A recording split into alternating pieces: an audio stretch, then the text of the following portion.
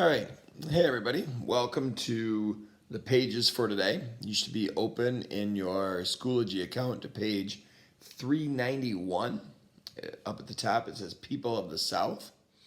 I'm going to go ahead and read a little bit for you, and sometimes I'm going to pause it and ask you to read, and then you're going to have to answer some questions. So pay close attention to the video as we go along. All right. So opening up page 391. And I'll pause when I switch pages so that you can switch pages. All you have to do is in Schoology hit that over arrow, and that'll take you to the next page in the media album. All right. So the guiding question that we're looking at in this chunk is, how are Southern farms different than Southern plantations? Okay. And you may have a thought in mind already, a Southern farm versus a Southern plantation. So have your hypothesis, and as we read, see if what you're thinking is correct. I got a hunch it probably will be. All right, so Southern agriculture. It says slavery was at the heart of the Southern economy, but that did not mean that every white person held large numbers of enslaved people. White society in the South was complex and had many levels. Most white Southerners fit into one of four categories: yeoman, tenant farmer, rural poor, or plantation owner. Small farmers and the rural poor. Most white people in the South were yeoman farmers who generally owned small farms of about 50 to 200 acres. These yeomen lived mostly in the upper South and in the hilly areas of the deep South. They did not practice plantation-style agriculture. They grew crops to use themselves and to trade with local merchants. Yeomen generally owned few or no enslaved African Americans. Another group of Southern whites worked as tenant farmers. They rented land from property owners. These classes of white Southerners made up the majority of the white population of the South. They lived in simple homes, cottages, or log cabins. The poorest of these groups lived in crude cabins. These rural poor were often stubborn and independent. Though they were looked down upon by many, they were proud of their ability to provide for their families. A few free African Americans also held enslaved workers. Some free African Americans bought members of their own families to free them. Although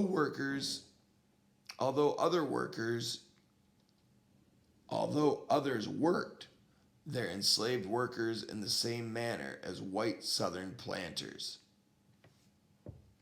All right, so now on the Google Doc that is posted, the PDF, there's a couple questions there that after I ask them, I'll read over what they are. You should pause this video, answer them, and then hit resume. All right, it says, first of all, list the four categories that most white Southerners fit into. List four characteristics of yeoman farmers, and then answer questions 1 and 2 from the graph skill on page 392. So you should have advanced from page 391 to 392 if you were following along. And on page 392, there's a graph skill there. And you need to answer those two questions that are marked as such in the Google Doc. All right? All right, so hopefully you got those questions answered. If not, there's going to be time on Wednesday of this week for you to go back and fill in any gaps that may exist in your Google Forms, okay? Or your Google Docs. All right, so I'm going to put 5 minutes on the clock, and that should be more than enough time for you to read the part that's called Plantation Owners. All right, so that'll finish page 392, and you'll have to move on to page 393. The last sentence you should read is an overseer or plantation manager supervise them. At that point, stop. do not go on to the lives of enslaved people. Okay? So 5 minutes on the clock, read that, and then during that 5 minutes, try to answer the Google Doc question, all right, that says, what were 3 of the responsibilities of plantation wives? And then, why do you think plantation wives learn to keep the financial records? Okay, so 5 minutes on the clock. Try to get that read and answer those 2 questions.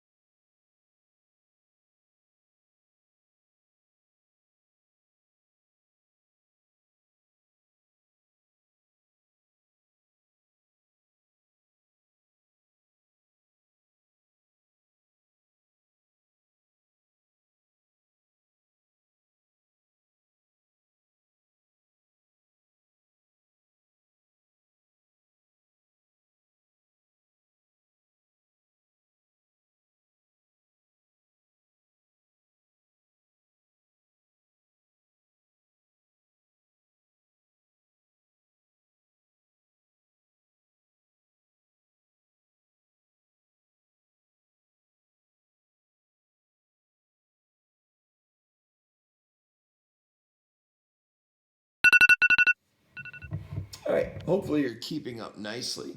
I'm on page 393 now, and the section that I'm about to read is The Lives of Enslaved People.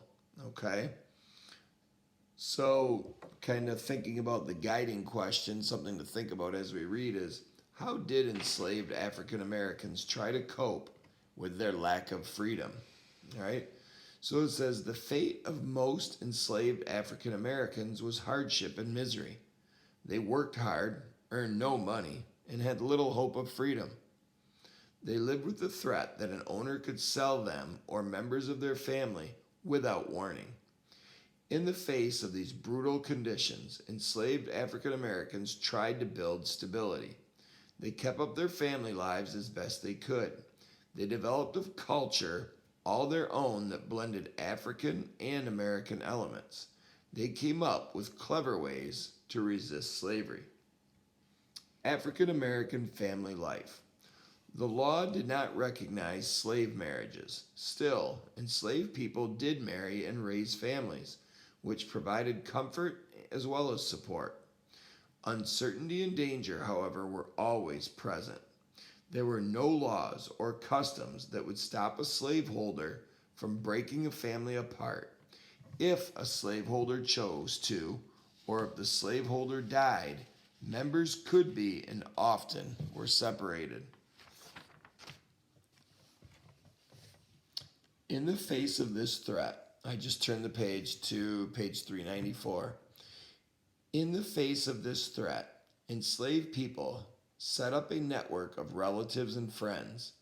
If an owner sold a father or mother, an aunt, an uncle, or a close friend stepped in to raise the children left behind. These networks were a source of strength in the lives of enslaved people. Large, close knit, extended families became an important part of African American culture. So, on your Google form, Google Doc, your PDF, answer this question. What did enslaved people do in response to the threat of having a parent sold or a family broken up? So pause the video and answer that question at this time. All right, at this time, I'm going to give you 5 minutes on the clock again to read two different sections. The first one on 394 is African American culture. The second one is African American religion. 5 minutes may be a little too long, but if you do have a ton of extra time, go back and look at any questions that you've missed and answer them at this time, okay? So, like I said, I'll put 5 minutes on the clock for you to read African American culture and African American religion.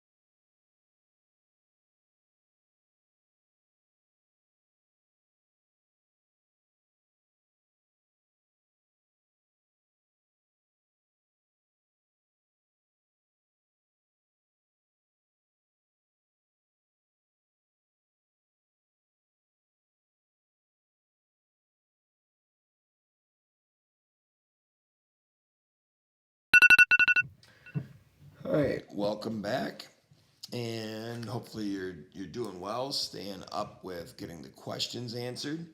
I'm going to read on page 395 the section called Slave Codes. Now, as we know, in your museums, you had to mention something about slave codes, so we'll see how accurate you were on that section of your museum compared to with what we're reading here.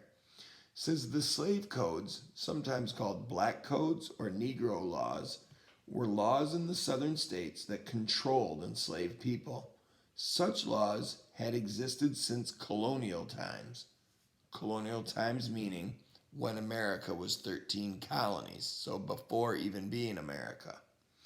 One purpose of the codes was to prevent what white Southerners dreaded most, a slave rebellion. For this reason, slave codes prohibited or did not allow enslaved people from gathering in large groups. The codes also required enslaved people to have written passes before leaving the slaveholder's property. And in our movie 12 Years a Slave, we saw this in action when Solomon would go to the store Bartholomew's and pick things up for the mistress. He would always have to take his tags. The slave codes made teaching enslaved people to read and write a crime. White Southerners feared that an educated enslaved person might start a revolt. They thought an enslaved person who could not read and write was less likely to rebel. So you will notice in your PDF that you're answering questions on, there's a question that says, why did white Southerners think a slave that could not read or write was less likely to rebel? So put down an intelligent answer to that at this time. Go ahead and pause your video, answer the question, and then resume it. All right, guys, I'm going to put 5 minutes on the clock, and I want you to read the section on 395 entitled Fighting Back. And then I want you to answer 2 questions on your PDF that go with that. All right, 5 minutes should be enough time to get this done. What were the consequences of Nat Turner's rebellion? Excuse me. And then what were some more subtle ways that slaves resisted? So punching somebody in the face is not subtle, okay? Letting the air out of their tires is more subtle, okay? So what were some ways, subtle ways that slaves resisted, all right? So use your time wisely to get that read and then answer those questions.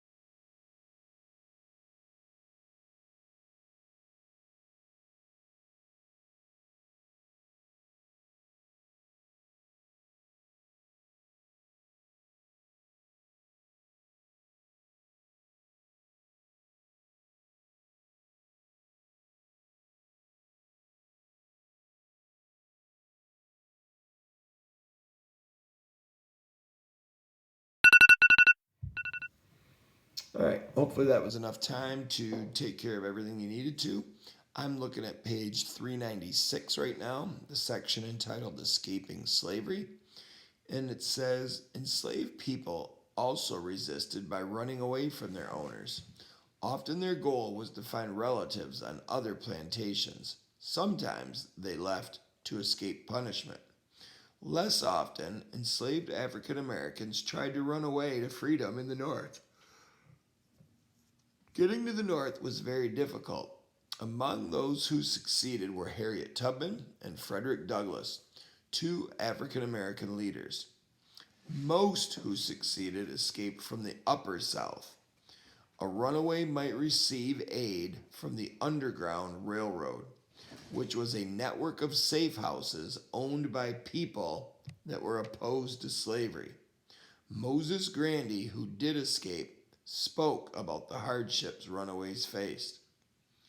They hide themselves during the day in the woods and swamps. At night, they travel.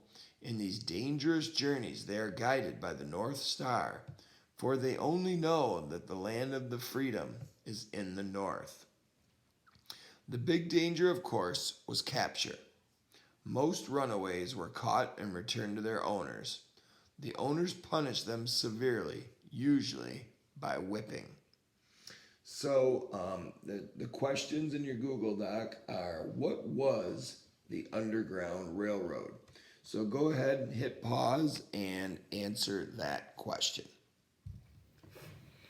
All right, so the last part for today is I'm going to put 5 minutes on the clock, and you should read the section on page 397. That's the last page of the section that is entitled Southern Cities.